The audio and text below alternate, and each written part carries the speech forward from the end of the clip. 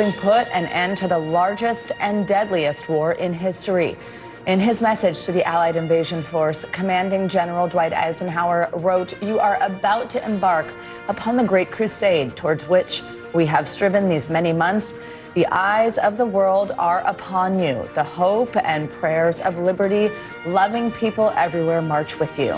This morning, President Joe Biden is joining other world leaders to mark the historic event and pay tribute to the thousands who gave their lives fighting for freedom. This anniversary could also be the last major milestone with the invasion's aging heroes in attendance.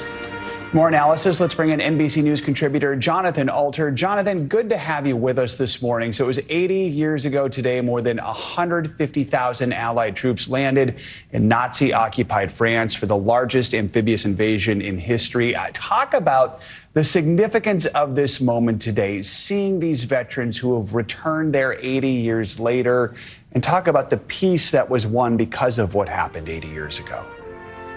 Well, this was one of the most significant days of the entire 20th century, maybe only rivaled by July 20th, 1969, when man landed on the moon. So it wasn't only the turning point in World War II, which was won, of course, with the help of the Russians. It became a symbol of our desire to fight for freedom and to sacrifice for freedom and to stand up to the strong men, the authoritarian dictators who at that time were trying to conquer the world. And it's almost unimaginable because there's so few people for whom this is within living memory. You see, you have to be literally 100 years old and have been on D-Day when you were 20 to be present today. So it's quite different from some of the other anniversaries that have been celebrated of this event. I mean, I remember as a child watching Dwight Eisenhower talk held on the 20th anniversary of D-Day in 1964. And then Ronald Reagan gave an important and moving speech on the 40th anniversary of D-Day in 1984. But at that time, of course, many of the World War II veterans, like my own father, were alive. And now it's passing into history. And it's up to the rest of us to keep the memory alive, not just of their sacrifice, but of what they were fighting for. And this is what's easy to lose sight of. They were fighting against the idea that might makes right, and for democracy and freedom. Just so incredible, Jonathan. About 150 veterans, actually, who took part in the Battle of Normandy are set to attend the events today. That's who we are seeing, who the camera keeps focusing on in this crowd. For many, as we're discussing right now, this could be the last major milestone they will see. You sort of just set the table for this, but let's talk about their legacy and how it shaped the world we know today, especially in light of what we see happening in multiple places across the world right now. Well, this is so relevant to what's going on in Ukraine right now. Of course, Ukraine was the site of major battles during World War II, but with different configurations. But, you know, when Vladimir Putin invaded Ukraine, it really wasn't very different from when Adolf Hitler invaded Ukraine. And so the Russians were fighting on the Eastern Front, but on the Western Front, it was the Allies, led by the United States. And this is about standing up to aggression. That's what it was. That's what these men died for. And you have to try to put yourself in their shoes. So on the morning of the invasion, you know, they're not sure what they will face when they get on those transport ships to cross the English Channel, and they land in these, they're called Higgins boats, and they're charging there. And I've been to Normandy. I recommend anybody who's watching, make a trip there, go to the museums, go to the beaches. It's a wonderful trip to take your children on. because you can use your mind's eye to imagine what was in the minds of these men as when the ships landed just offshore, and they had to go charging into Nazi gunfire. You see the concrete bunkers the Nazis were firing from, and the bravery of charging directly into that fire and watching the man to your left, the man to your right, shot and die on the beach. And you just keep moving until you basically take the beach and then move inward amid immense fighting in the hedgerows, they call them, the shrubbery, tall shrubbery just offshore in Normandy.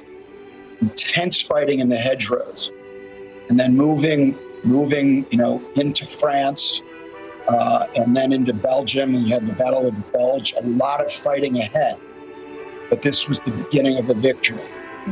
And I think people understood after we took Normandy, after the Allies took Normandy, that this war would be won, and the world would be safe again from the threat of Nazism.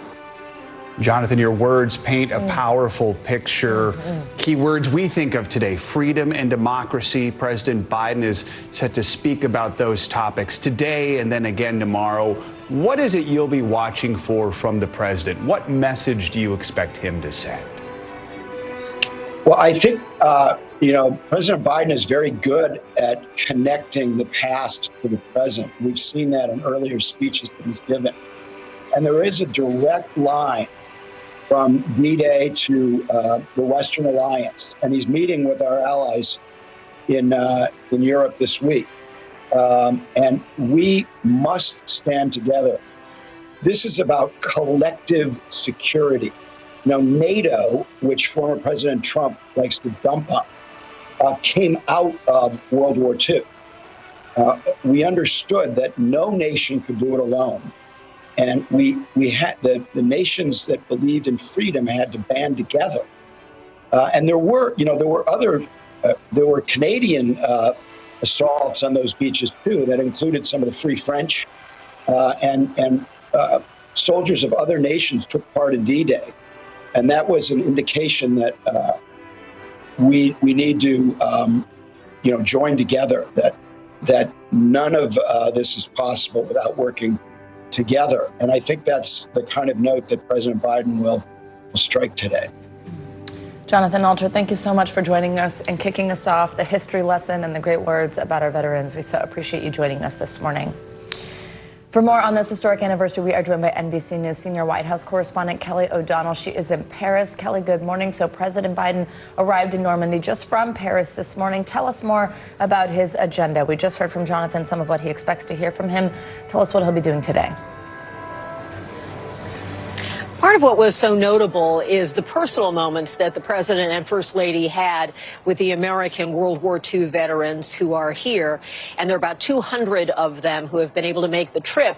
And the president met them, took photos with them. You could see conversations with them, connecting in a very personal way. That's certainly a big part of why an event like this is so powerful, because it does connect not only the leadership of the nations that were involved, but it also gets right back to the individual men who were a part of the invasion, who risked their lives, whose lives were probably forever changed by the experiences, and then are still strong enough 80 years later to make the trip to be here to mark this moment. So that is certainly a part of what was certainly a highlight for the White House. In addition, the president will be among those making remarks, and we expect that he will talk about these themes that you heard Jonathan speak of, where there is a relevance today to the importance of the history that was decided 80 years ago, and how the alliances that were a part of that war and then creating the new world order that followed, where there would be secure borders, where friendly nations would not change those borders by force. All of the kinds of things that provided decades of relative peace, certainly in Europe and in many places around the world, that kind of world order is something that takes care and tending, and democracy is something that is vulnerable at different times. We certainly see that in the relevance of some of the themes in the election back home. There are certainly issues when you look at the war in Ukraine and the war with Israel in Gaza. So all of that ties back to what D-Day means and why so many people and so many nations come back and want to mark this day because of its significance.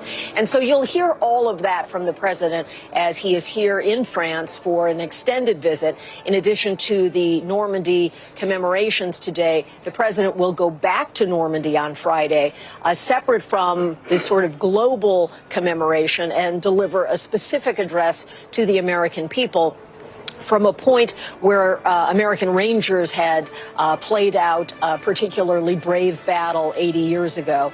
And he will speak to those themes and the democracy and so forth on Friday. So really bringing those issues throughout this trip. And then this is also a state visit for the president in France, which is why I'm in Paris. That part of those events will unfold here in a couple of days, where Emmanuel Macron will host the president in the highest diplomatic forum, which is another sign of the deep and enduring bond. The U.S. and France, the oldest alliance for the United States, is the partnership with France, and that will play out here as well. Savannah, Joe? We expect this program to get underway momentarily. Kelly, as you've noted here, the president's main priority today is to pay tribute to those amazing veterans who are on stage right now, while also delivering that message about freedom, about democracy, recognizing that right now back here in America, there are competing visions about the U.S.'s role in the world. How does he plan to address those without making it feel too political?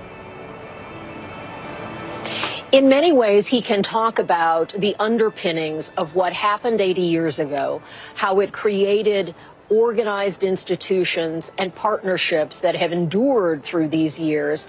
And by simply talking about that historical storyline and citing its relevance today, people can hear it as a contemporary message as well. He doesn't need to bring in the politics of the moment. Implicit in what he will say is that these alliances matter. Institutions like NATO matter. Institutions like the United Nations, which formed these alliances after World War II, that those are persistent because there is a need.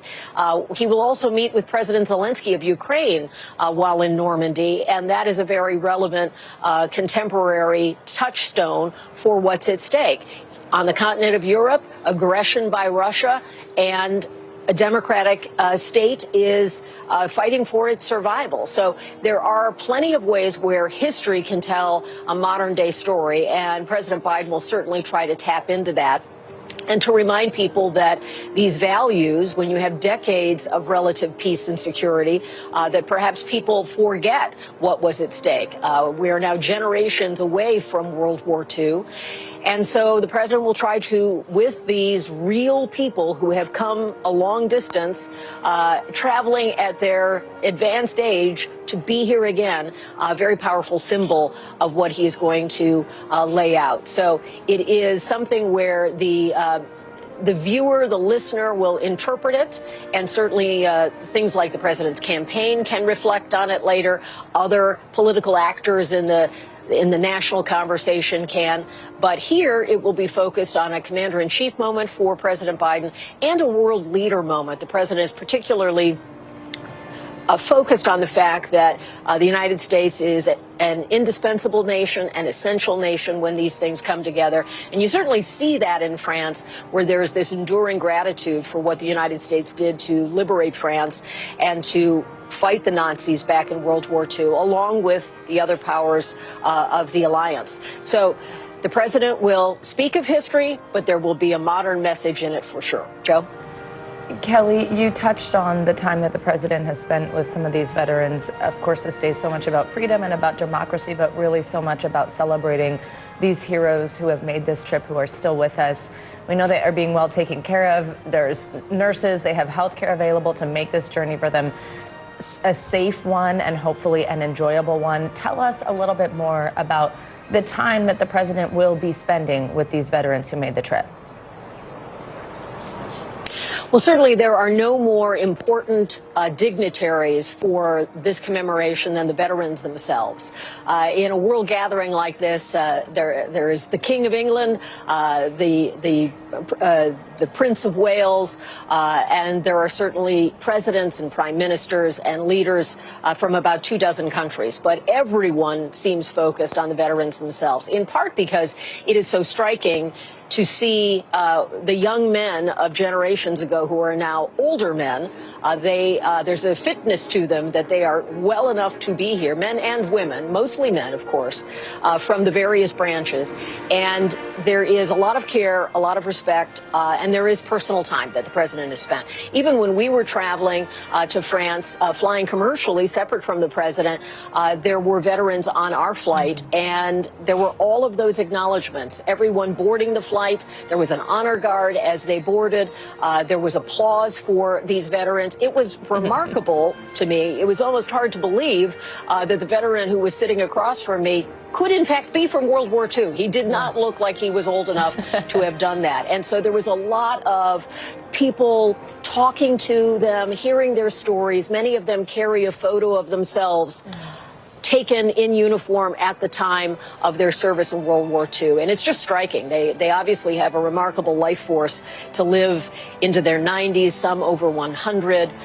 There was sad news that one of the veterans traveling here, who was expected to get acknowledgement today, passed away in the journey, passed away in Germany, 102 years old, on his way to France. So they are fragile. And all of the big commemorations of past U.S. presidents, going back to Reagan and Bill Clinton and George W. Bush, who have come for these celebrations in the past, Barack Obama, that there were always groups of veterans, and that group is getting smaller and smaller and smaller. And those who are here and are being greeted and are being celebrated certainly are a living reminder of what happened, and one that is a very precious symbol because of the march of time and all that they endured. So very much so, different than many kinds of presidential level events.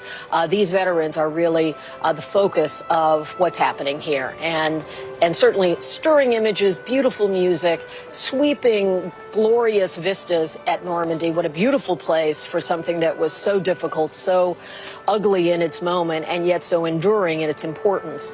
So all of that is what is being marked and noted and celebrated today. And this is a piece of history that's being written right now. One more chapter in the story of Normandy. Savannah, Joe? The history continues. Kelly, we'll ask you to stand by. Jonathan Alter, I wanted to bring you back in here. We've been on the air for nearly 20 minutes now, looking at the faces of these veterans. As Kelly mentioned, some are in their hundreds, the rest in their upper 90s. We think of the lives they've lived, the heroics of that day, and how they've been telling this story for the last 80 years. What goes through your mind, Jonathan, when you see these faces and think of what these men have gone through? Well, I have nothing but respect and reverence for what they did. They are, the youngest of them is 98. You had to be 18 to be in the armed forces. And the vast bulk of them are at least 100 years old. And it's a sign that through modern health, we've really been able to prolong life. And it's just so heartwarming to me that they can still bear witness. 10 years from now, there won't be anybody.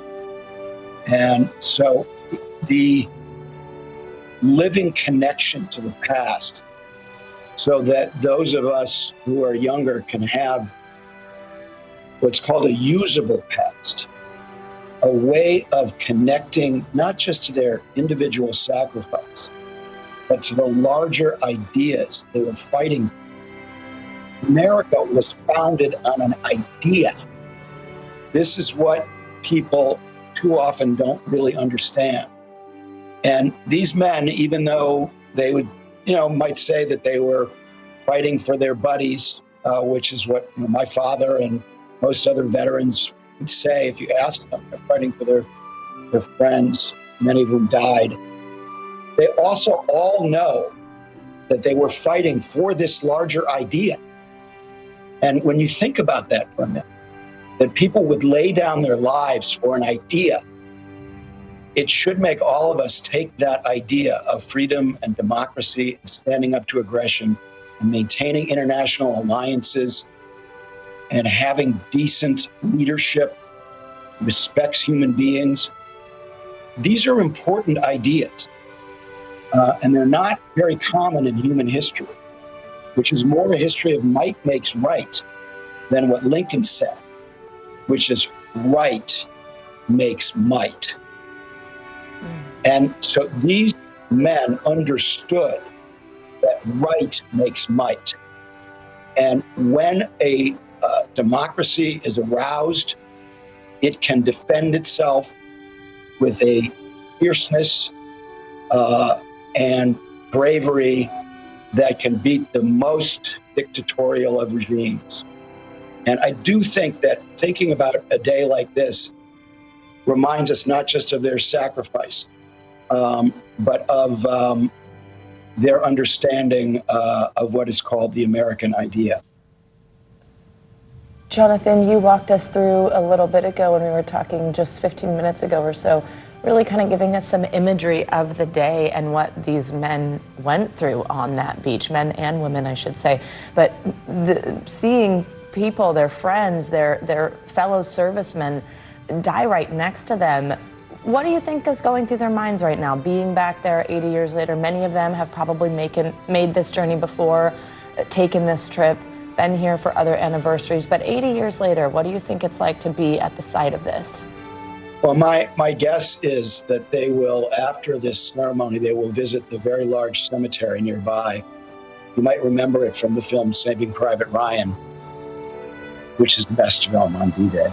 And they will, as my father did, they will weep, some of them, when they go and see the gravestones of their friends. It's 80 years, but it's still hard. So I just have such respect for first of all, their ability to make this trip. To go across the ocean when they're 100 years old. That gives you some indication of their sense of the importance of this moment. Jonathan, we'll ask you to stand by for a moment. We want to bring in NBC News international correspondent Kelly Kobieya, who's also in Normandy, France.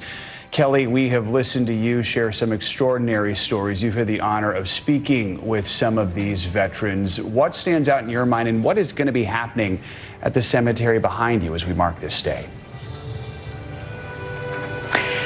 Yeah, good morning to you, Joe and Savannah. Well, a couple of things. We've spoken to quite a few veterans over the past couple of days about their experiences here 80 years ago today. And what really struck me is that the memories are so clear. One of the veterans we spoke to said, yes, it was 80 years ago, but sometimes 80 years ago feels like yesterday, that something will happen and it will spark a memory and it will all come flooding back for them. And, some of the veterans who are here this year, they're here for the very first time. We spent some time with a man named Ben Miller, and he was one of the very few, only a few thousand, who landed here in Normandy on a glider.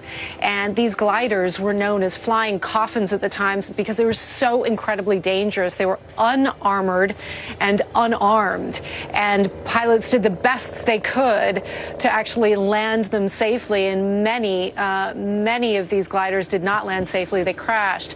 And we talked to Ben about his experience on that glider, being a 19-year-old young man, a medic. He said they weren't very well trained. They didn't really know what they were doing. They were doing their best to plug bullet holes and keep some of the paratroopers on the ground alive. And he talked about that day and landing in the paraglider. He said both of the wings broke off when they landed, and thankfully he and the rest of the medics got out alive. They said there was crossfire when they managed to climb out of the glider and were able to hide themselves until it was safe enough to come back up and start to look for some of these injured paratroopers and help them. Just these incredibly vivid memories of what these men went through 80 years ago today.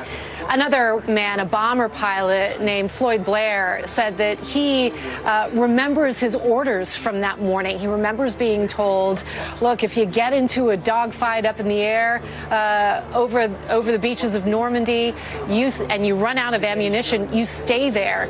You don't leave. You ram them. You ram the German pilots, the Luftwaffe. He said when they got up in the air that day, the Luftwaffe wasn't there. And he ended up being over the skies here in Normandy, over the beaches here in Normandy, and watching what was happening down below. And he said he remembers so clearly that the water was changing color. And he didn't quite make the connection when he was in the sky. But later, as he reflected on it, he realized that that was the blood of fellow soldiers, the people who weren't making it to shore, the many thousands who died that day trying to reach land and trying to help free this part of France and then go on to help liberate Europe. So it's these kinds of images, very vivid images of what it was like that day.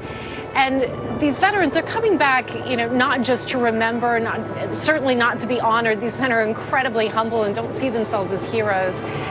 They're coming back to sort of relive those moments and also pay respects to the men and women who didn't come back. This cemetery behind me, you see the headstones of some 9,000 fallen soldiers who weren't able to make it home. They were all very young, in their teens and early 20s. And that bomber pilot told me, and told pretty much everyone who would listen when he was here, that it was the people on the ground who were the brave ones. He said, I don't know how they managed to get up the courage to get on those beaches that day. Going forward, as we look at this anniversary, we will hear from President Biden, of course. We will see a ceremony from the French president, President Macron, awarding some of these veterans the highest honor in France, the French Legion of Honor. We will hear taps. We will hear readings of poems. And we will see a flyover of C-130s, as well as a flyover of F-35s in the missing man formation. So about a half-an-hour ceremony, a very somber ceremony. We've already seen a lot of the vets that we met being taken up to the stage area, each one very slowly being brought up to the stage. The crowds, I don't know if you can see much behind me, but there's a long line of crowds, members of the public who have come here, and they applauded when each one of those veterans was brought up to the stage. Just really touching moments. These men, the average age is 100. Most of them are either in their late 90s or over 100. This will be likely the last time they're able to come here, share those memories with other vets, a very, very small group, and be honored and say goodbye to the other soldiers who never made it home. Savannah, Joe. Absolutely. Kelly, thank you so much for sharing those stories that you've heard from veterans over the last few days. It's so neat to hear those. We do expect this to get underway here in a few minutes as we near the top of the hour, 7 a.m. on the East Coast, nearly 1 p.m. in Normandy, France. Kelly, many people, probably most people listening, watching right now, might not get the chance to make the trip to Normandy, France. It's this place where we're seeing this beautiful commemoration. There is that cemetery behind you, this memorial to these heroes, but also a place where something, as we've been describing in detail this morning, something obviously horrible happened at the same place in terms of so many of these servicemen dying. What is it like to be there on the ground? Just tell us a little bit about Normandy and getting to be there. Yeah, it's really interesting. You know, this is hallowed ground, of course. One of the veterans told me it's a beautiful place, but it's also a very sad place for the reasons that I just described. When those veterans look at these crosses and Stars of David behind me, they think of their friends who they lost 80 years ago. Interestingly, when you leave this cemetery, most days it's open to the public and you see huge crowds behind me. People are able to walk through, take in the atmosphere, pay their respects, move on to the beaches and get an idea of what it must have been like on that day. But when you leave the cemetery, especially this time of year, the towns around this area are filled with World War II vehicles, with people in World War II garb, with American flags, big welcome signs, welcome liberators signs everywhere. And interestingly, especially if you're with one of these veterans, people are so eager to approach you, to approach them. They want to know their stories. They want to take their pictures. They really want to tell their stories and their memories from their families, perhaps, of what life was like when this part of the country was occupied by the Nazis and what it was like when it was liberated by the Americans. One woman, 98 years old, who lived through, obviously, the occupation and the liberation, said there's a very special bond between the people in this area and Americans. And I think if you visit here, even in a different time of year, you get that sense as well. It's not just during the D-Day commemoration week when you feel that big warm welcome. As an American tourist coming to this part of France, you feel the embrace. People are very, very welcoming and very appreciative and grateful for what the Americans did 80 years ago today. So it's an interesting part of France. It's a part of France that is never forgotten. Certainly, you know, I'm sure you could say that about all of this country, but here in particular, it's a place that is never forgotten. That day is never forgotten. Those stories, they tell them to their kids and their grandkids. You see little kids. Yesterday we saw, day before, we saw a very young kid walking up to one of our veterans and saluting, brings tears to my eyes to think of it, saluting and saying, "Thank you for your service, sir." And he was probably 7, 8 years old. And that's not unusual. That's something that happened last year when we were here. You saw a lot of that last year, but it really is very touching when you see the way that Americans are welcomed here, and in particular, these surviving vets are welcomed.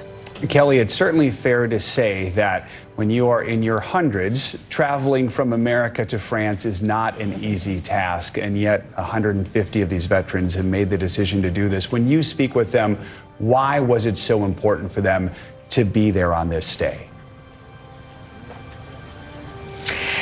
Yeah, you know, and a couple of them have waited all these 80 years to come, and some of those, you know, the reasons are family reasons, they're financial reasons. In some cases, they just didn't know that there was a way for them to come back and come back safely. As you said, much older now, and it's not easy to make a 8 to 10 hour cross-Atlantic flight here to Normandy, and then once you get here, the days are long. And I think for some of them, it was just hard to come back. It was hard to face the memories. One of the veterans we spoke to, Dick Rung, who's been talking about his experiences over the past several years. He actually goes to schools and talks about his experiences here in Normandy. He was on one of the landing crafts on D-Day, and his boat, he said, was trying to reach shore to bring a couple of tanks to shore, and they kept having to go back out to sea and find another spot because the land was so hot. He said there was so much incoming fire from the Germans that they struggled to find a place to actually land. And he said that his brother was also serving here in France at the time, and his brother didn't talk about his experiences, and he wanted to talk to his brother about what they both went through, both very different experiences during World War II, and he just didn't want to. And I think that is the case for some of these men. They they simply, the memories are really, really difficult for them. Even, today, 80 years later, again, one of the men I talked to, Floyd Blair, the bomber pilot, it brought tears to his eyes. He got very emotional when he thought about flying above and seeing the water below and seeing thinking about all of the people who had died. So I think it's a really, really tough decision for them to make in the first place, to come here. It's a very brave decision for them to make, to come here, to face those memories, which are sometimes incredibly difficult to face, to think about the people who were standing and fighting alongside them who weren't able to come home. And I think some of them have told me that they do it because they're older now. It's a last chance. It's, a couple of the guys said that, who had been here before, said they're not coming back again. This is it for them. They're worried now a little bit about their health. They've come here, they've seen what they need to see, they've dealt with the memories that they wanted to deal with, and now they're ready to put this to bed a little bit. I have to say that the vets we have been following come with this incredible organization called the Best Defense Foundation. And they really do go above and beyond to take care of these guys. They make sure that they're brought over here safely. Each man has a caregiver with him who spends all of their time with them, makes sure that he is healthy. They have a medical staff of 15, I think, to make sure all of the guys are well cared for. And if they're not feeling well, if they're not feeling up for one of these events, then they'll keep them back at the hotels. It's an intense schedule. As I said, when these guys come here, they are the superstars, and there are lunches, there are commemorative events, there are trips to beaches, there are trips to battlefields. Everybody wants their time. So by the afternoon, they really do try to guard them a little bit, bring them back to their hotels, give them time to reflect on what they've seen and what they've experienced. But yeah, I think for some of them, it's a difficult decision to make. Some of them deal with it much better. Others, it's a difficult decision to make, to come here and face those memories. Kelly, it's wonderful to hear them described as superstars, just as they should be. For viewers who are joining us, we are just past the top of the hour now, just past 7 a.m. on the East Coast, 1 p.m. in Normandy, France. We came on the air early this morning as we are doing special coverage of the 80th anniversary of D-Day, the Allied invasion of Normandy, France. This morning, we are going to see a whole program. We will play that out for you. President Biden is there. He will be speaking shortly. Just on the right side of your screen there, you can see Secretary of Defense Lloyd Austin, who has made the trip as well. We will also hear from the French president as we commemorate this, as about 150 veterans have made the trip. For many of them, as we just heard from Kelly Kobaye, if you've been with us, it may be the last time that they make this trip to Normandy, somewhere where they lost many of their friends, their fellow servicemen, and where they fought, of course, to eventually go on to liberate Europe. Kelly, apologies if we interrupt you as you answer this question in case the program does get underway, but walk us through a little bit of the TikTok this morning and what we are going to see as these celebrations, as this commemoration happens in Normandy, France today. Yeah, so we'll see the arrival of the dignitaries first. We'll then see a flyover of C-130 transport planes, and then we'll start in the commemoration phase of this ceremony. We'll hear from President Biden, who is expected to talk about the victory of democracy over dictators, the symbolism of this moment 80 years later. As we stand in Europe with a war on Europe's eastern flank, the idea that so much was sacrificed here in Normandy and across Europe 80 years ago in the effort to defeat Hitler and Nazi Germany, and we will also, interestingly, see among those dignitaries the president of Ukraine, Volodymyr Zelensky, who was an invited guest here today. that's a kind of that gives you an idea of what we'll hear from the president. And we will also see President Macron of France awarding those veterans with the French Legion of Honor. There will be a reading from a military poem called The Watch, which is about a sailor on watch day and night. And we will also hear taps and then a flyover of F-35s. So, excuse me, in a lot of ways, a very symbolic ceremony. And at the center of it, of course, are these incredible World War II veterans. You can see people are still arriving here behind me.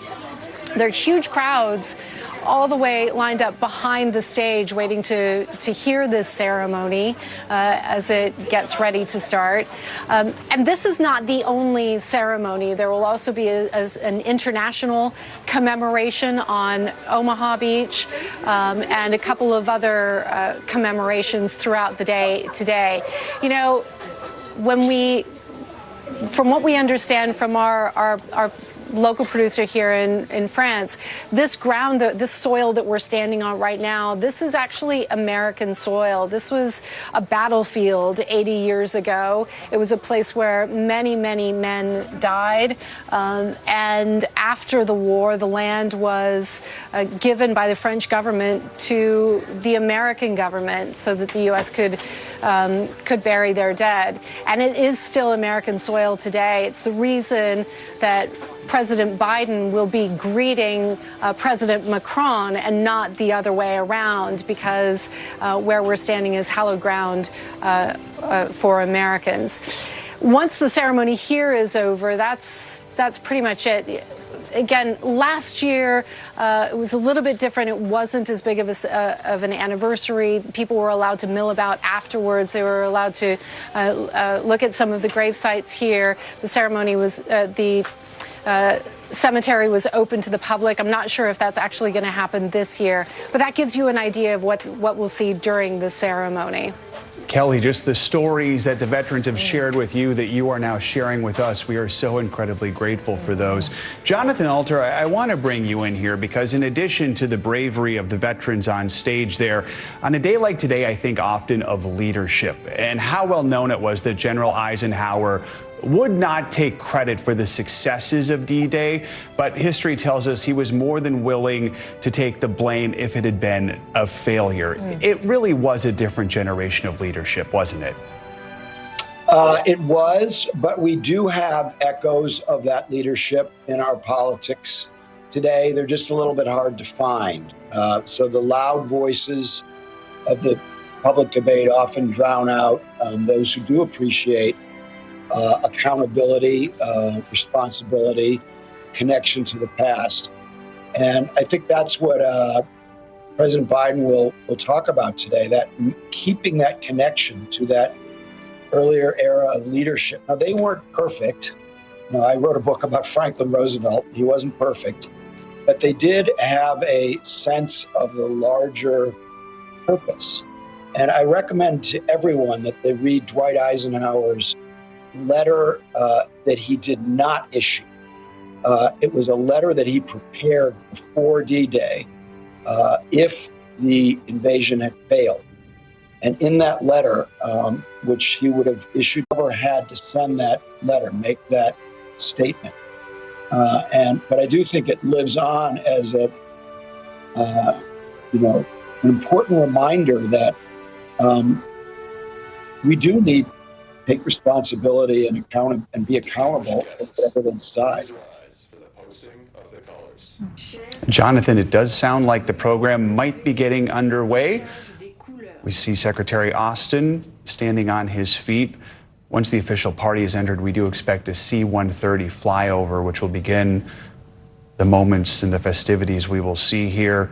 President Emmanuel Macron will be speaking. U.S. Defense Secretary Lloyd Austin will be speaking, along with President Biden. There will be a 21-gun salute, and then it will conclude with an F-35 flyover, including that missing man formation that Kelly Cobiella was describing moments ago. Let's take a moment and listen in.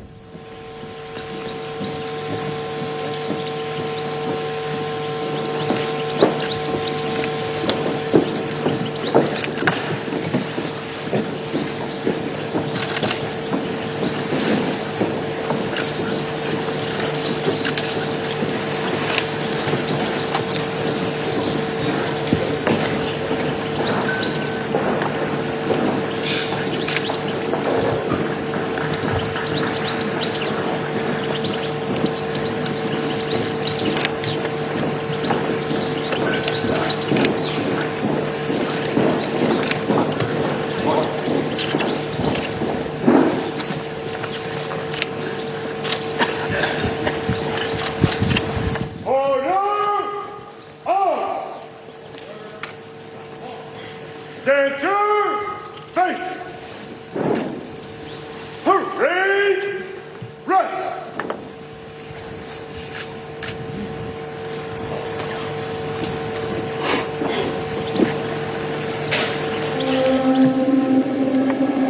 Almighty God, our sons, pride of our nation, this day is set upon a mighty endeavor, the struggle to preserve our republic, our religion, and our civilization, and to set free a suffering humanity.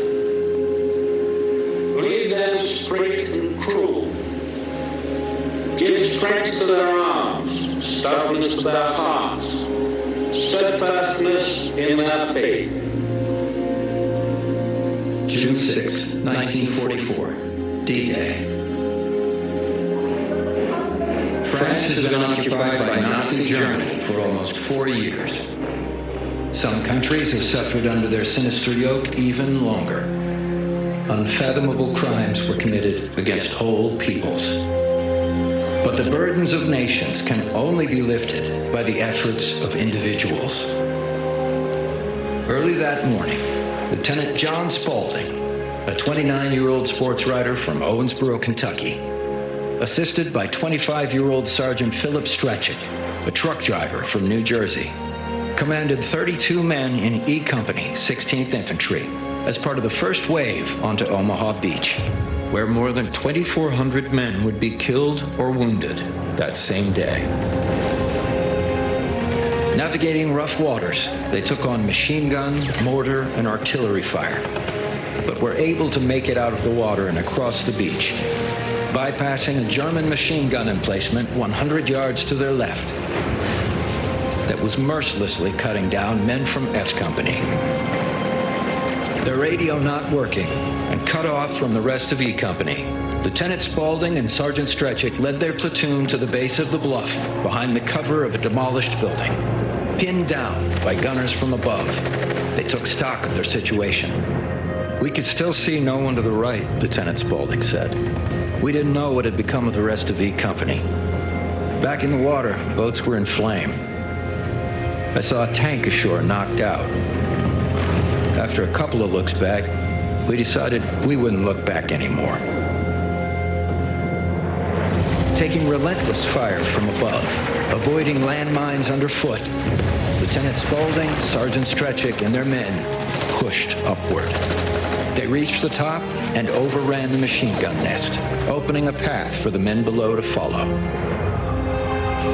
Fighting onward, they continued along the bluff, attacking enemy fortifications from the rear, clearing trenches and pillboxes, and taking prisoners. Lieutenant Spaulding, Sergeant Stretchick, and the rest of their platoon secured a pathway for the thousands of men bottled up on the beach behind them. The advance could now continue. But military prowess and tactical skill like this were only part of what propelled America's sons to the top of that bluff and beyond. There was something more. In the words of General Dwight D. Eisenhower, Supreme Allied Commander, they had embarked on a great crusade, and the hope and prayers of liberty-loving people everywhere marched with them. That great crusade would eventually free the tyrannized peoples of Europe and help save the world as we know it. And it all began right here on June 6th, 1944.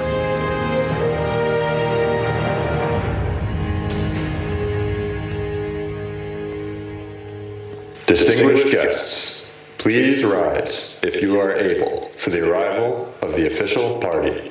Chers invités, veuillez vous lever si vous le pouvez pour l'arrivée de la délégation officielle.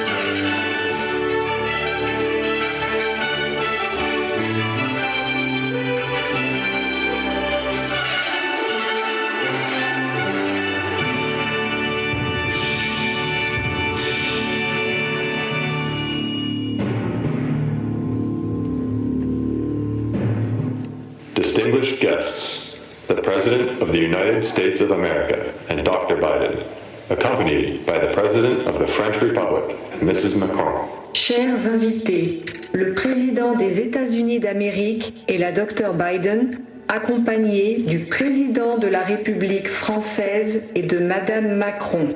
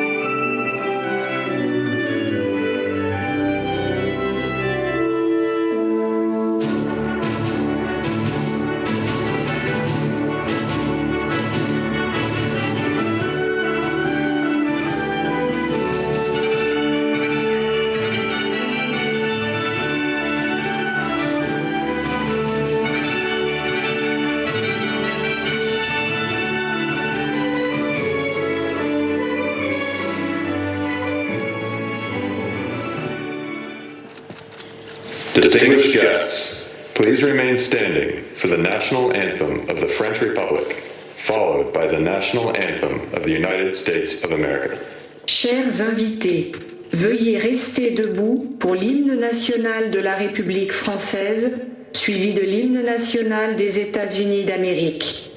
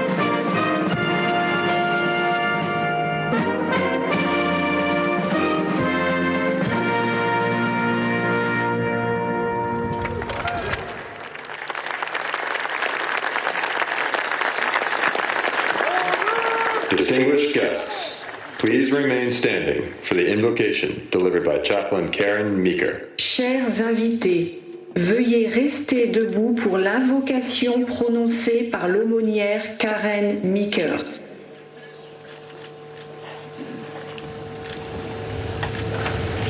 Let us bow our heads in humble reverence and solemn remembrance. Let us pray.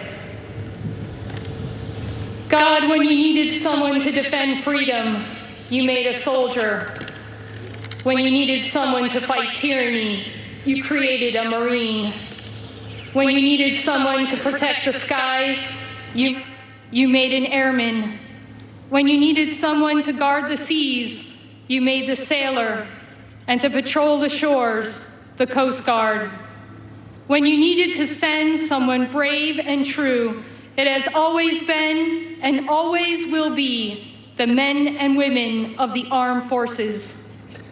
When the world needed heroes, you called the greatest generation to courage, and their answer still echoes in the soul of the nation. Shine your eternal light upon those whose gravestones encircle us as silent sentinels, reminding us of the price of liberty. Comfort with your abiding presence those who mourn empty tables and empty chairs, of those who gave their best hopes for our brighter tomorrows. Be our witness, O God, as we stand on this hallowed ground, consecrated in blood, that we will be devoted to the preservation of peace with the same determination as these here who fought fourscore years ago. As storm clouds gather on the horizon once again, rise up, O God, the next greatest generation, to meet every challenge with an unbreakable resolve to do what is right and good in your sight, not counting the cost, but weighing the unfinished work of freedom, a vision where all people can pursue the life to which you have created them. May it be so, I pray, in your holy name. Amen and amen.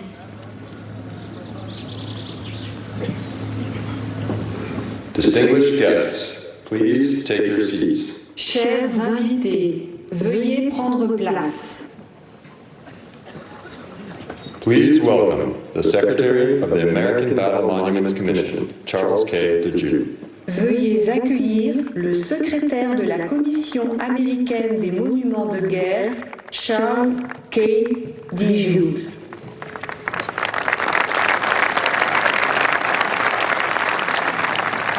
Thank you. President and First Lady Biden, Présidente et Madame Macron, ladies and gentlemen, welcome to the American Battle Monuments Commission, Normandy American Cemetery. Bonjour à tous et bienvenue. D-Day is the hinge of history. It is here we reflect the very best of America's values. When America sends its young, its brave, its finest, we do not send them to fight for a king or a crown. We do not fight for a sect or a denomination. We do not fight for a motherland or a fatherland. No, and we never, ever fight for conquest or plunder or enslavement of another people. When America is at its best, America sends its young, its brave, its finest to fight for simple, humble values. The values of freedom, liberty, and democracy. And when the job is done, when the mission is accomplished, when the tyrant is taken down and democracy is stood up, America does something unique in the history of mankind. We go home. All that America asks for in return for the sacrifice of our young, our brave, and our finest are a few small plots of land to bury our dead. All of you are seated here in one of those small plots of land. That is why this date, June 6th, this place, Normandy, and this ceremony here is so important. It is a reminder to all of us of the true cost of war and the real price of freedom. It is a price that we paid on D-Day 80 years ago. It is a price that we remind all authoritarian dictators today that if necessary, we will pay that price again to ensure the success of freedom. And that is ultimately why France knows, the United States knows, and we know. La France connaît, et les États-Unis connaissent, et nous connaissons that the world's most powerful weapon system is not a T-72 manned by mercenaries. It is not a Fujian aircraft carrier patrolling artificial islands. It is not a suicide terrorist killing and slaughtering innocents. No.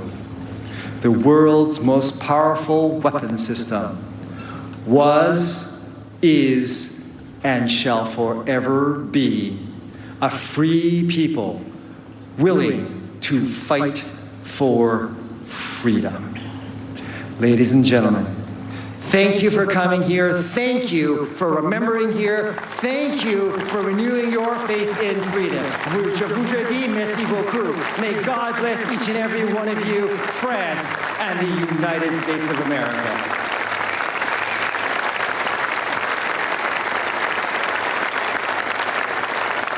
Distinguished guests, the President of the French Republic, Emmanuel Macron. Chers invités, le président de la République française, Emmanuel Macron.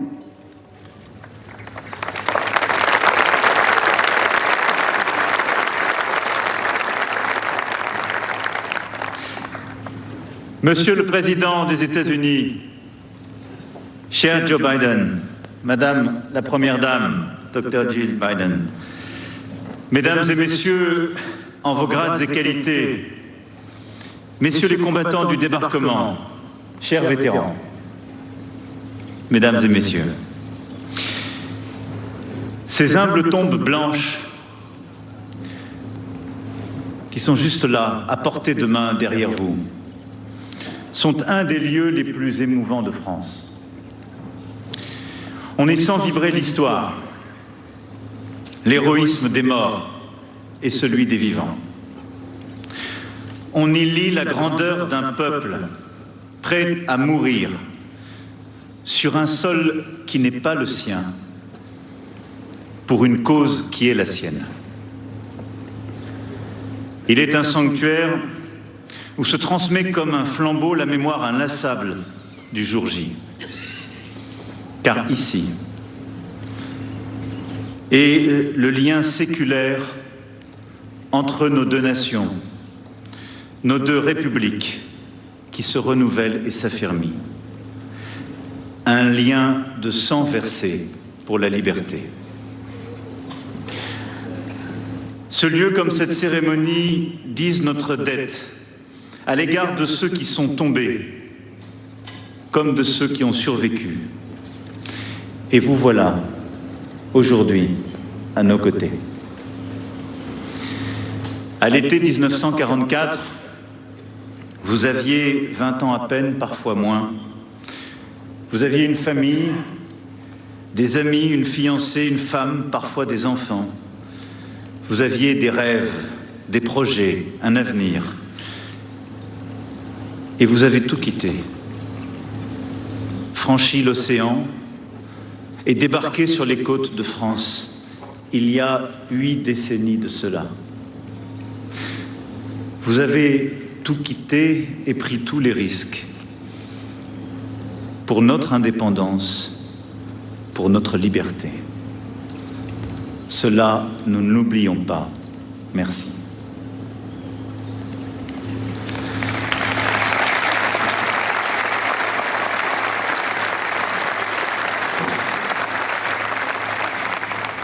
Vous êtes venu ici et vous avez rejoint notre guerre pour y faire basculer l'histoire. Oui. Vous êtes venu ici, Mr. Hilbert Margol, débarqué à Marseille en janvier 1945, remontant l'Europe de la Provence à la Pologne, jusqu'à ce jour dramatique où, avec votre frère jumeau Howard, vous avez découvert les charniers de Dachau. Vous êtes venu ici, Mr. John Wardle, fantassin auquel votre courage a valu une blessure à Hürtgenwald, en Allemagne, en pleine bataille. Vous êtes venu ici, Mr. Robert Pedigo. You are watching a ceremony commemorating the 80th anniversary of D-Day, a powerful moment that includes the French President Emmanuel Macron, who's speaking now. President Joe Biden will be speaking after him. Jonathan Alter, NBC News contributor, has been watching everything with us this morning. Jonathan, what's going through your mind as this commemoration now is underway? Well, you know, I keep harking back to this very fine speech that we just heard before President Macron from the head of the Battlefield Commission. And he used one sentence that, to me, sums it all up. We go home. What he meant was when the Allies go to liberate a country and protect that country from the forces of despotism and authoritarianism, we don't stay. You know, we've made mistakes in our foreign policy, but we go home. We are not there to conquer another land and make it part of the United States. We were not there in 1944 to make France our own. We were there to liberate France. And there's a huge difference. And that points to the difference that he pointed to between us and Russia. Putin wants to make Ukraine part of Russia. We did not want to make France part of the United States. And he also pointed out, I thought, quite brilliantly, that a suicide bomber or a Russian tank, or he mentioned Chinese weapons patrolling islands in the South China Sea. These weapons are nothing compared to people fighting for freedom. And that really is one of the real lessons of D-Day, is that when aroused, democracies can be extraordinarily impressive fighting forces and overcome very, very stiff opposition from enemy forces. So, and I also think that the other thing that strikes me about President Macron speaking now is the length of the Franco-American relationship. Remember that Lafayette came over when we were fighting for freedom initially. And then we returned the favor many generations later. This seals that. Let's listen in now a little bit more to the French president as he speaks English. Vous êtes venu ici. Alors vous voilà à jamais chez vous. And sur le Jonathan, sol he's de actually France. speaking French once again. We just want to make sure we continue to bring our viewers information here. Jonathan, you just very smartly pointed out those comments from the Secretary of the American Battle Monuments Commission that we heard about this morning.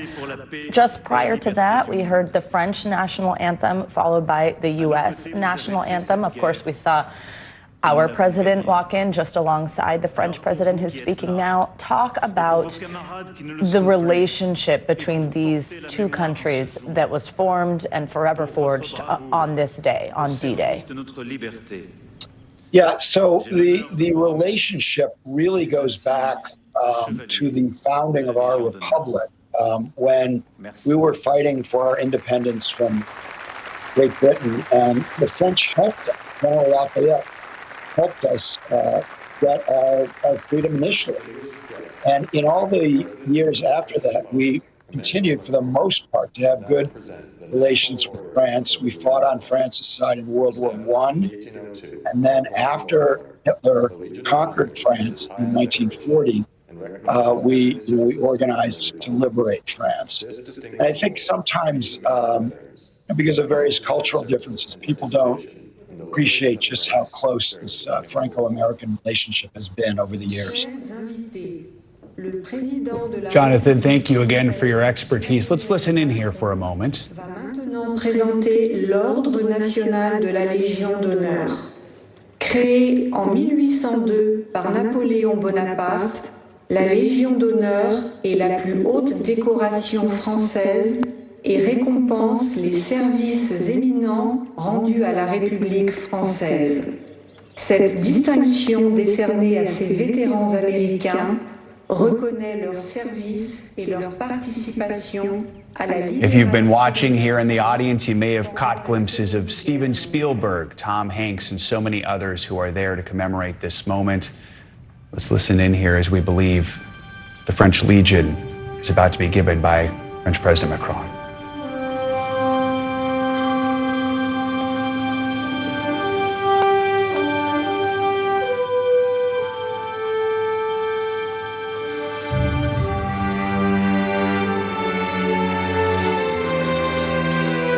Monsieur Hilbert Margol, au nom de la République française, nous vous faisons chevalier de la Légion d'honneur.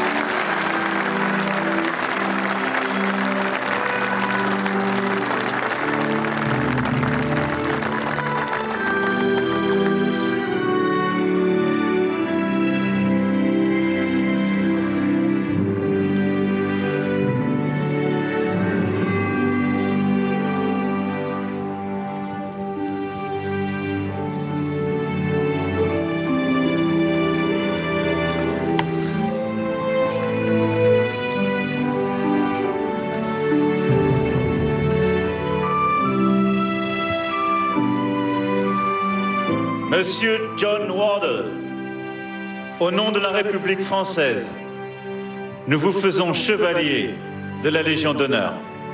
Thank you very much.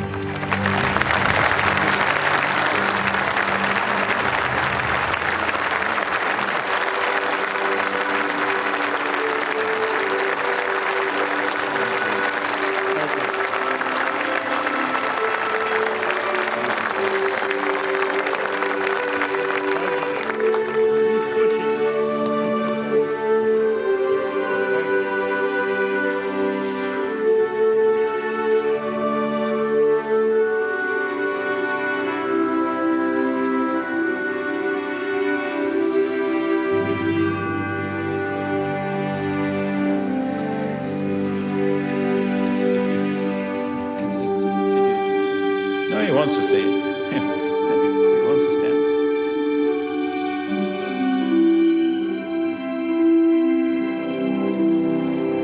Monsieur Robert Pelligot, au nom de la République française, nous vous faisons chevalier de la Légion d'honneur.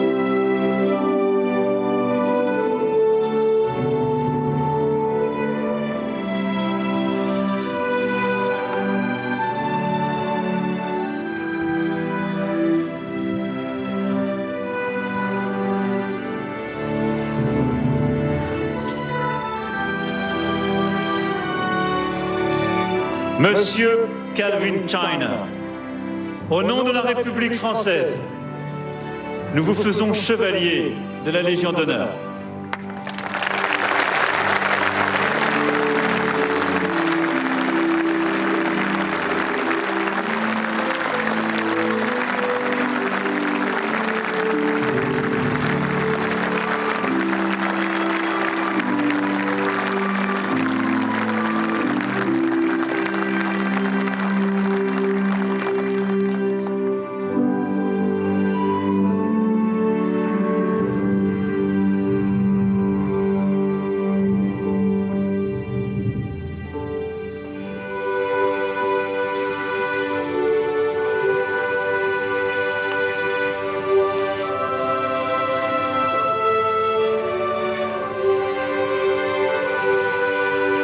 Monsieur Edward Berthold, au nom de la République française, nous vous faisons chevalier de la Légion d'honneur.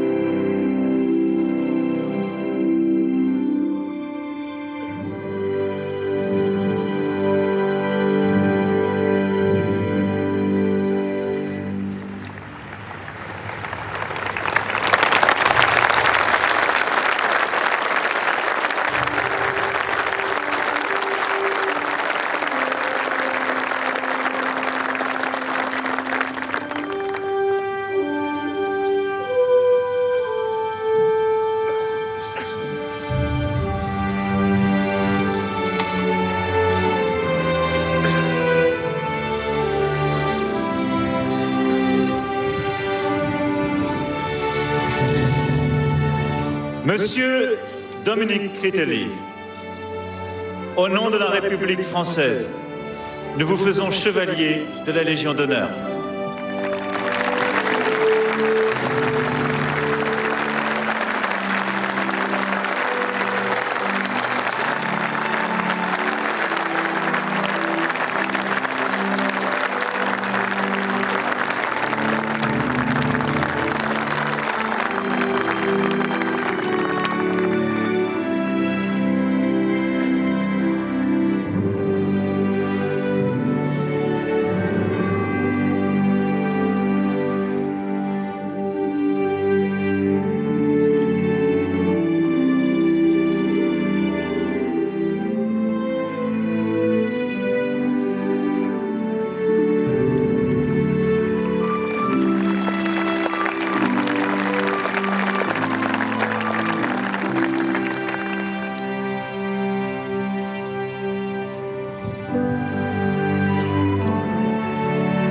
Monsieur Bill Cassasa, au nom de la République française, nous vous faisons chevalier de la Légion d'honneur.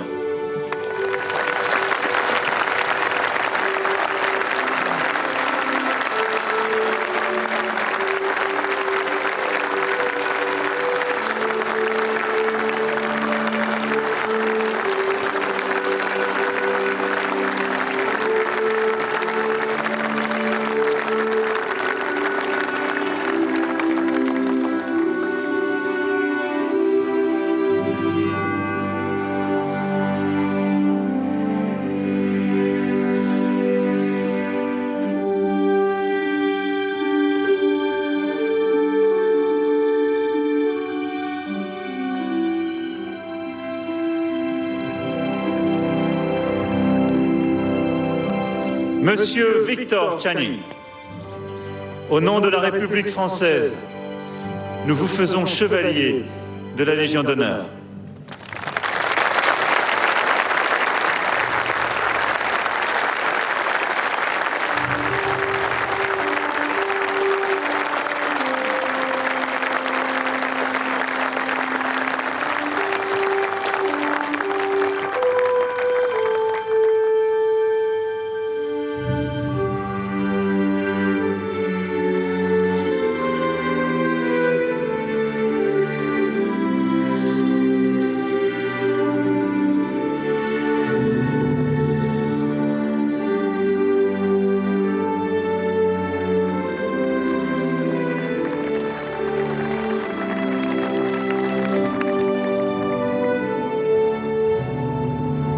Monsieur Raymond Landsberg, au nom de la République française, nous vous faisons chevalier de la Légion d'honneur.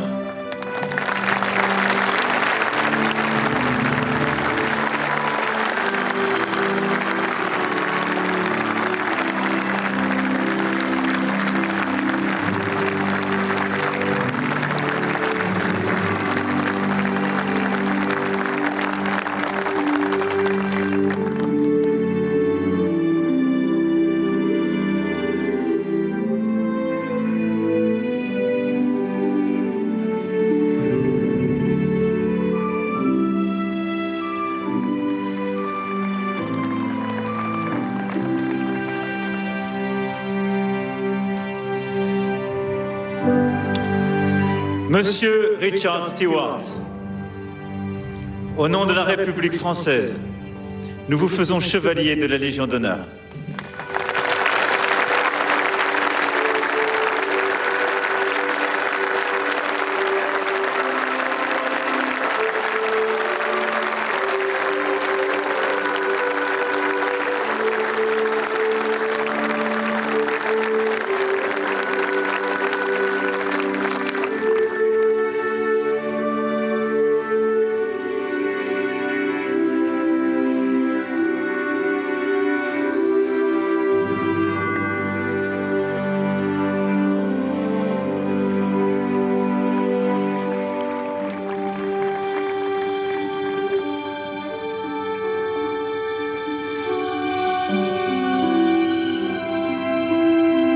Monsieur John Kenyon, au nom de la République française, nous vous faisons chevalier de la Légion d'honneur.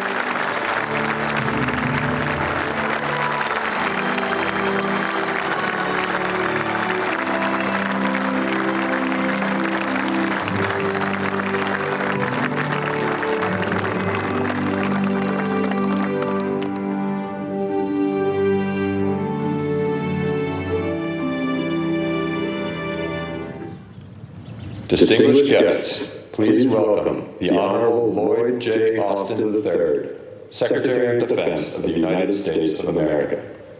Chers invités, veuillez accueillir l'honorable Lloyd J. Austin, troisième du nom, secrétaire à la Défense des États-Unis d'Amérique. President Biden, Dr. Biden, President Macron, Mrs. Macron, distinguished guests, ladies and gentlemen, and above all, the veterans of World War II. I am honored to stand again at this hallowed place. We bow our heads to remember the more than 9,000 U.S. and Allied soldiers killed or wounded on D-Day by Hitler's forces. On behalf of the United States Department of Defense, I am here to give thanks, inadequate as that word may be. 80 years later, we thank the young Americans who took the beaches, who helped liberate France, and who helped free this continent from Nazi tyranny. We thank every Allied warrior who fought for freedom on June 6, 1944. And we thank the American and Allied veterans who have rallied once more on the shores of Normandy. Victors of D-Day, we are humbled by your presence. The young Americans who fought through the clamor and the chaos on D-Day have grown old or left us. And whenever a veteran of D-Day is gathered to his maker, in the fullness of time, after a long life lived in freedom, he wins a final victory over Hitler. You helped defeat what Churchill called a monstrous tyranny never surpassed in the dark lamentable catalog of human crime. And you laid the foundation for a more just, free, and decent world.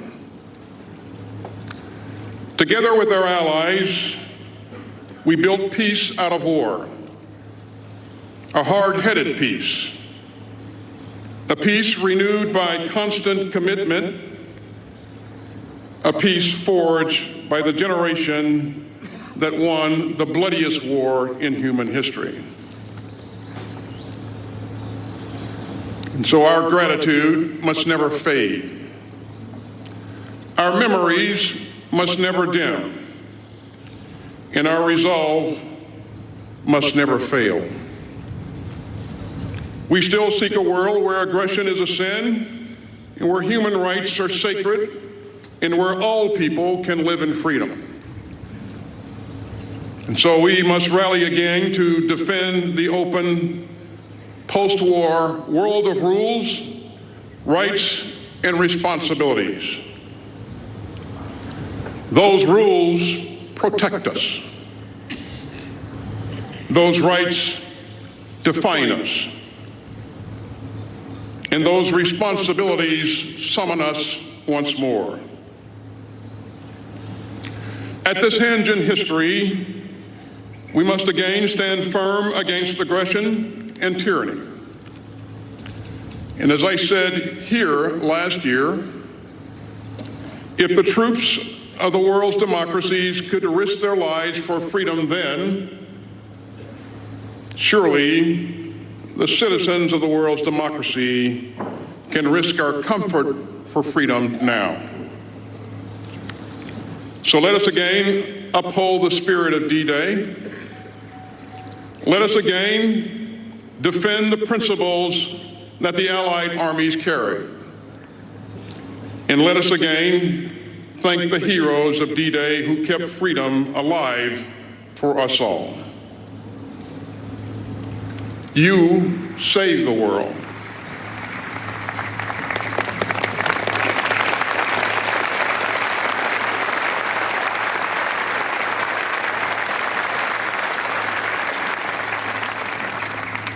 You saved the world, and we must only defend it.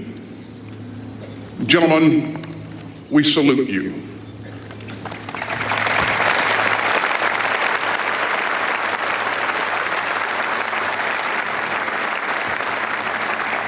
May God bless the American and Allied troops who fought here. May God bless the United States of America, and may God bless all who cherish human freedom. Thank you.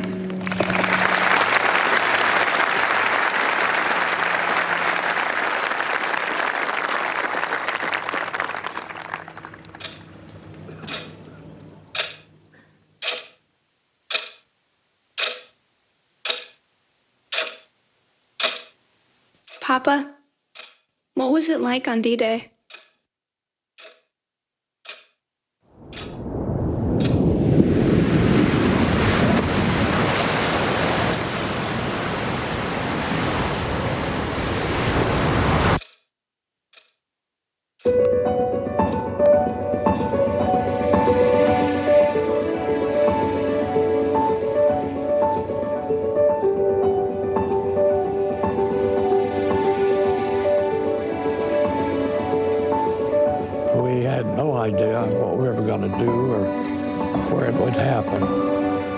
Was the beginning.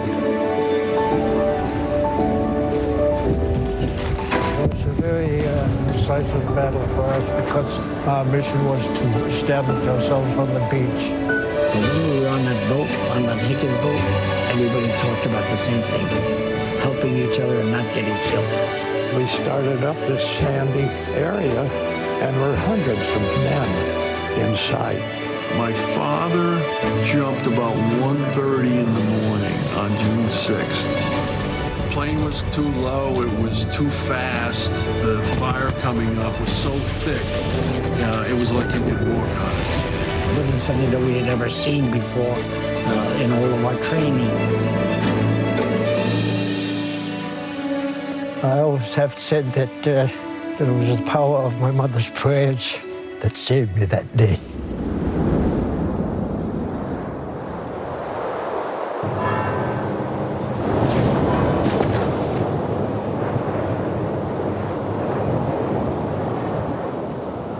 And it gets to me thinking about it. But as I look over those crosses, I see people standing up, even waving. I have to go back because there's something there that draws you back. I have a very close friend that I knew by the name of Edward Mirosevich. He had received a very bad stomach wound, and I could not even bandage it properly. We said goodbye to each other wherever. He's laying here on the cemetery here in Colville. I think of the many men here that paid the ultimate price for the freedom of Europe. Young people want to know and need to know. Everybody I saw that I was glad to fight alongside them, they were willing to stand up. And not all of them came back. And they all have a story to tell. And it's our responsibility to tell those stories. People will not be forgotten as long as we keep talking about them.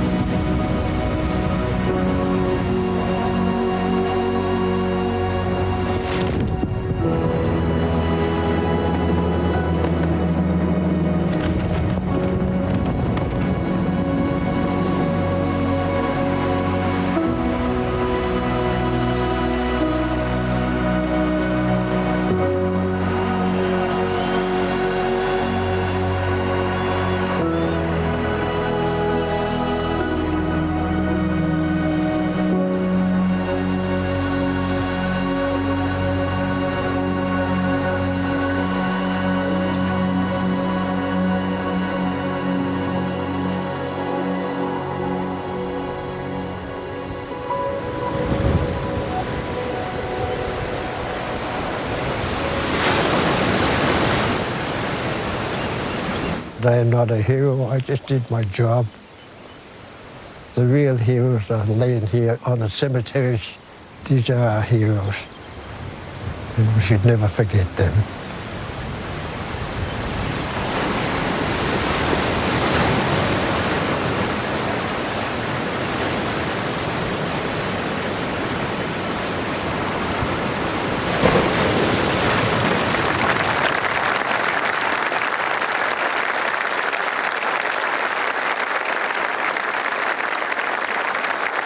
Distinguished guests, the 46th President of the United States of America, Joseph R. Biden, Jr. Invité d'honneur, le 46e Président des États-Unis d'Amérique, Joseph R. Biden, Jr.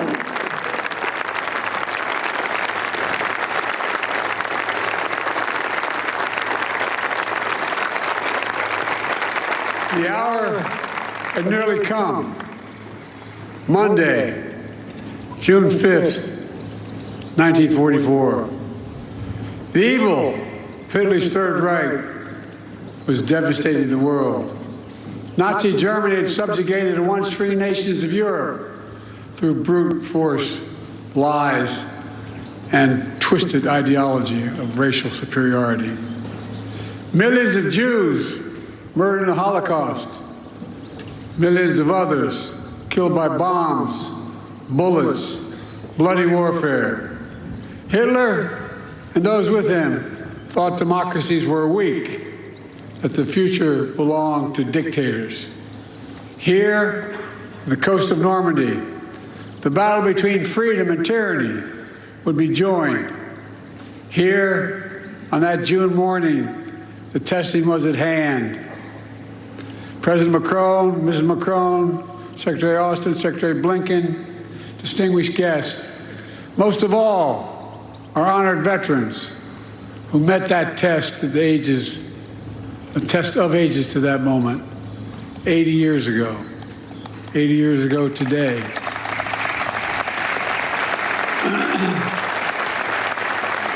On behalf of the American people and as Commander-in-Chief, it's the highest honor to be able to salute you here in Normandy once more. All of you, God love you.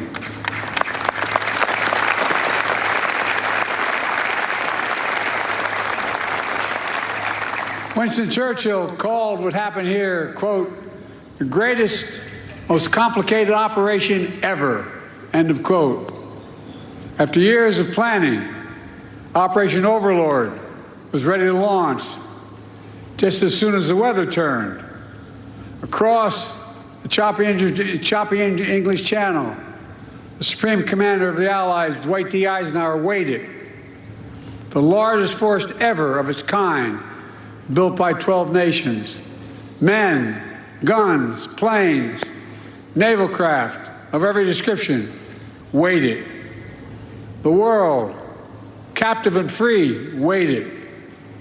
Finally, Eisenhower's forecaster said there was a window in the weather. It would open briefly on Tuesday, the 6th of June. The general weighed the options and gave the order. At dawn, the Allies would strike. The great crusade to free Europe from tyranny would begin.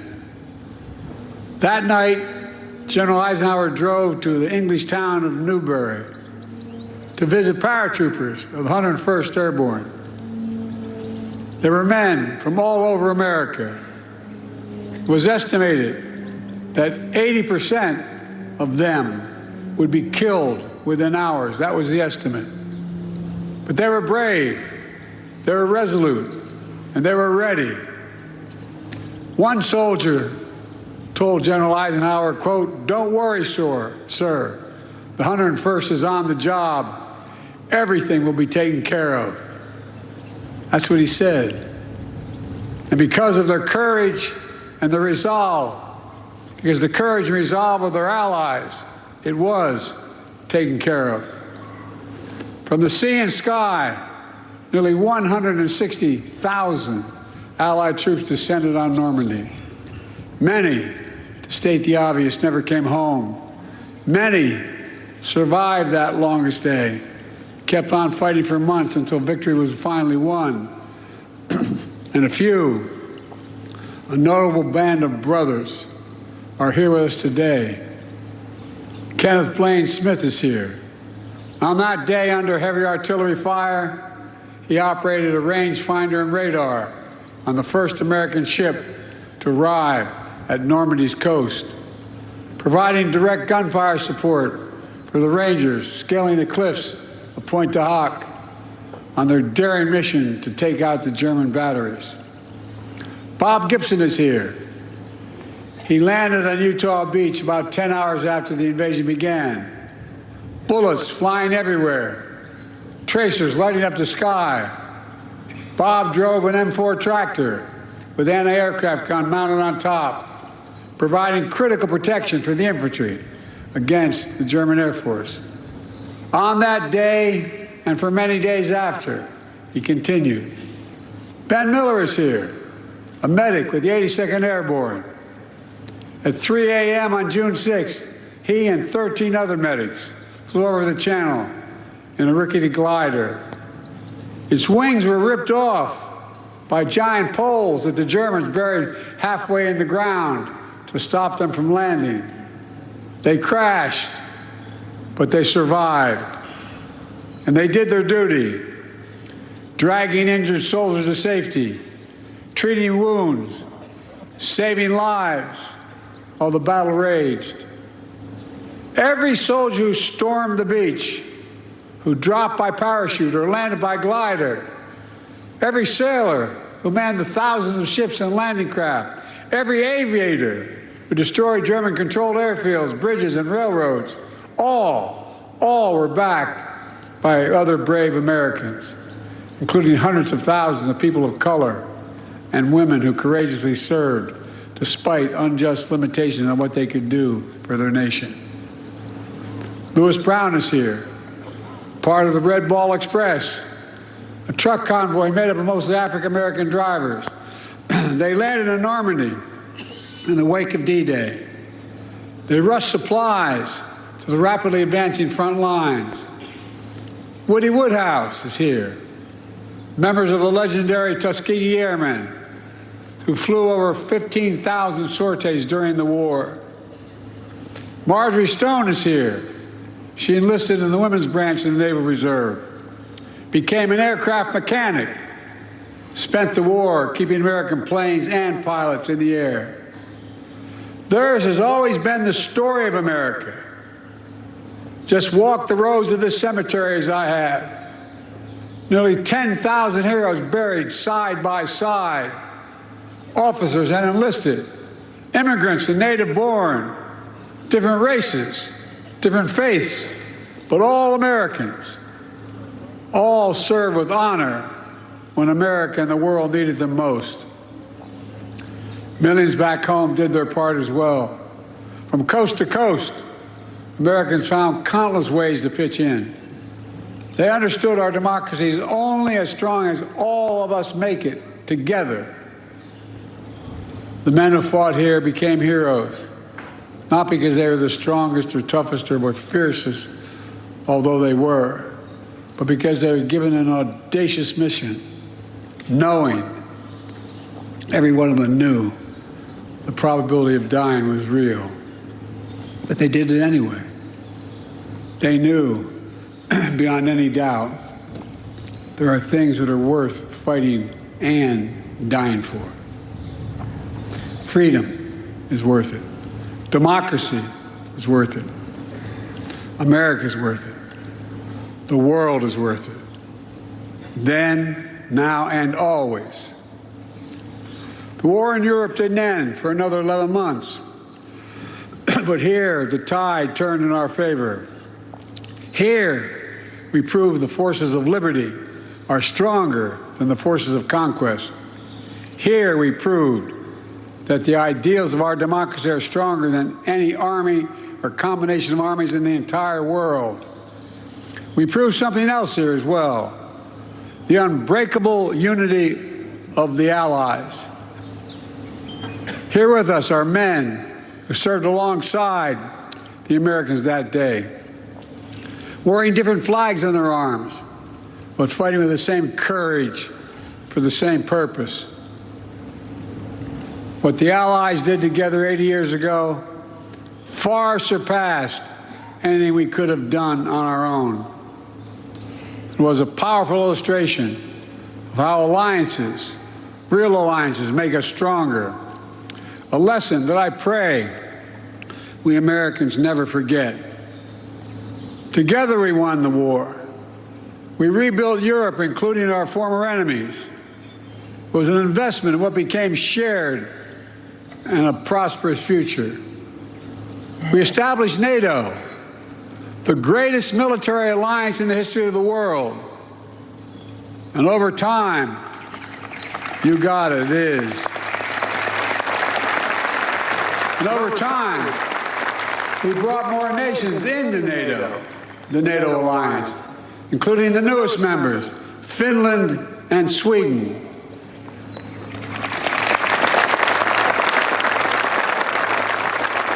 Today, NATO stands at 32 countries strong, and NATO is more united than ever, and even more prepared to keep the peace, deter aggression, defend freedom all around the world. America has invested in our alliances and forged new ones, not simply out of altruism, but out of our own self-interest as well. America's unique ability to bring countries together is an undeniable source of our strength and our power. Isolationism was not the answer 80 years ago and is not the answer today.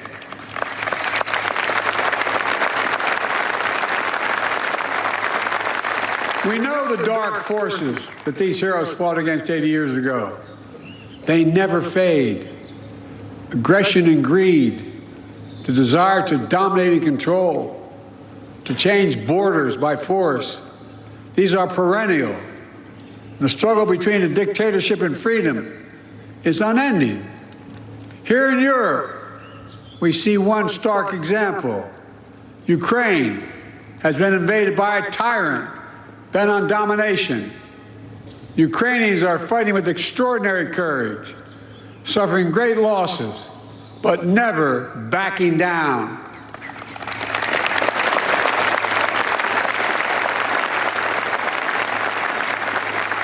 They've been inflicted on the Russian aggressors. They've suffered tremendous losses, Russia. The numbers are staggering. 350,000 Russian troops dead or wounded. Nearly 1 million people have left Russia because they can no longer see a future in Russia.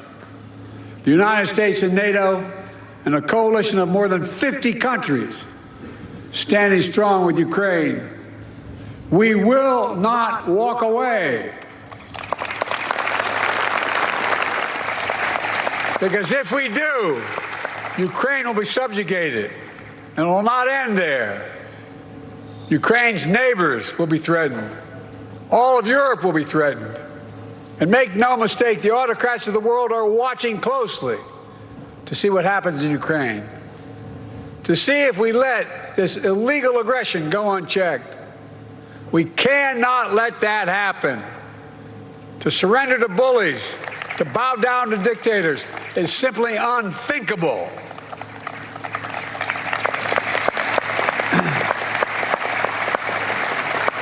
Were we to do that, it means we'd be forgetting what happened here in these hallowed beaches. Make no mistake, we will not bow down. We will not forget. Let me end with this. History tells us freedom is not free. If you want to know the price of freedom, come here to Normandy. Come to Normandy and look. Go to the other cemeteries in Europe where our fallen heroes rest. Go back home to Arlington Cemetery. Tomorrow, I will pay respects at Pointe du Hoc. Go there as well and remember, the price of unchecked tyranny is the blood of the young and the brave. In their generation, in their hour of trial, the Allied forces of D-Day did their duty. Now the question for us is, in our hour of trial, will we do ours?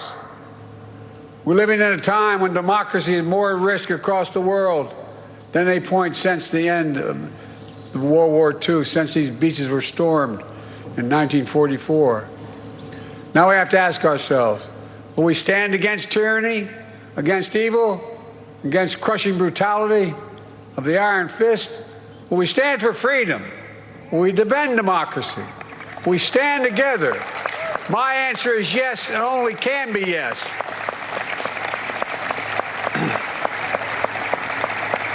We're not far off from the time when the last living voices, those who fought and bled on D-Day, will no longer be with us. So we have a special obligation. We cannot let what happened here be lost in the silence of the years to come. We must remember it, must honor it, and live it. And we must remember the fact that they were heroes here that day does not absolve us from what we have to do today. Democracy is never guaranteed. Every generation must preserve it, defend it, and fight for it. That's the test of the ages. In memory of those who fought here, died here, literally saved the world here. Let us be worthy of their sacrifice. Let us be the generation that when history is written about our time, in 10, 20, 30, 50, 80 years from now, it'll be said, when the moment came, we met the moment. We stood strong. Our alliances were made stronger. We saved democracy in our time as well. Thank you very much, and may God bless you all, and may God protect our troops. Thank you.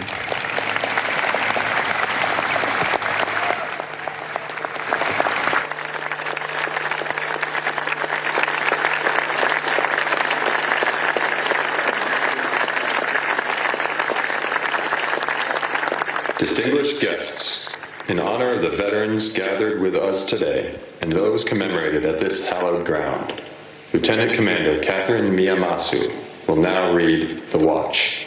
Chers invités, en l'honneur des vétérans réunis avec nous aujourd'hui et de ceux qui sont commémorés dans ce lieu sacré, la capitaine de corvette Catherine Miyamasu va maintenant lire The Watch, la garde. Detail! Attention!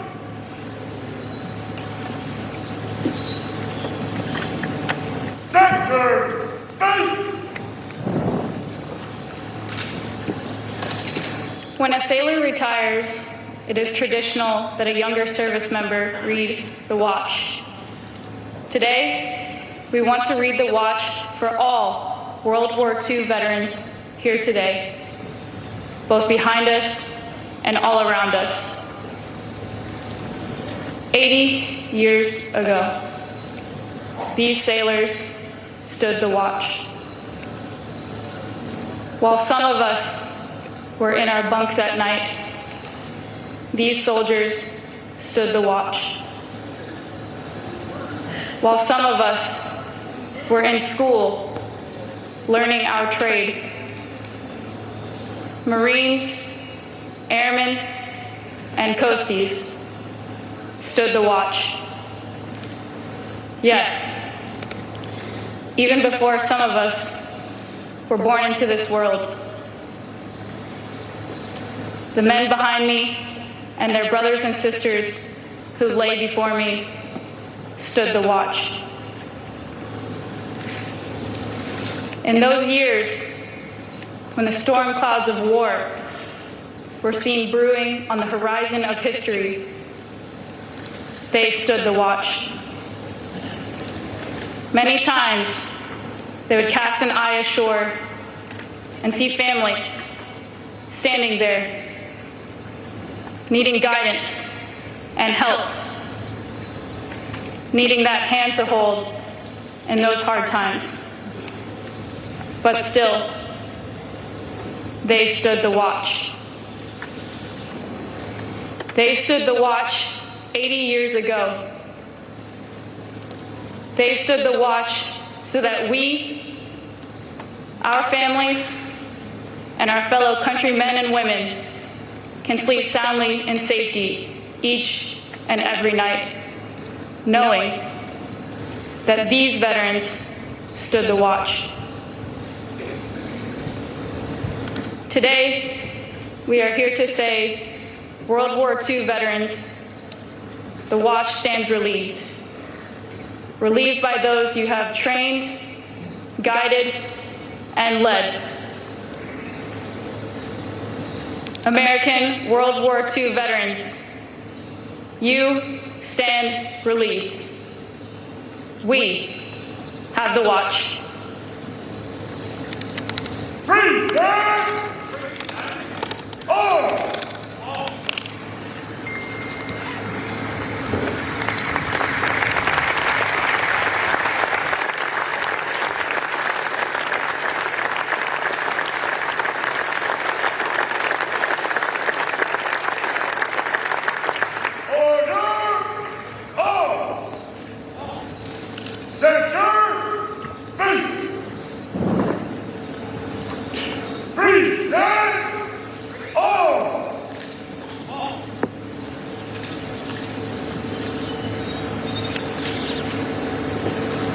Distinguished guests, please rise if you are able, as we salute those memorialized here at Normandy American Cemetery, and remain standing for the playing of La Sonnerie au Mort and taps, and the departure of the official party.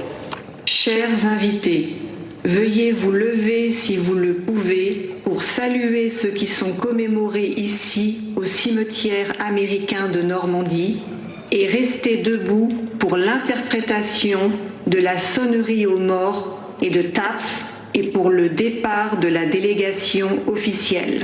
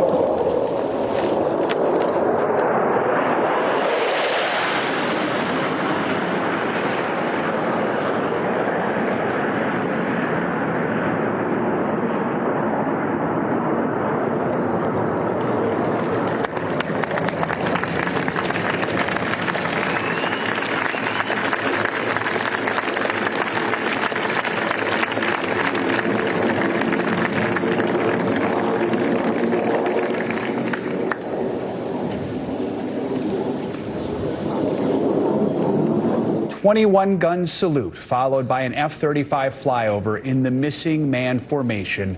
A powerful, poignant close to this ceremony. You've been watching our live coverage of the 80th anniversary of the D-Day invasion. There is much more to come, though, on this hour of Morning News Now. Stay with us.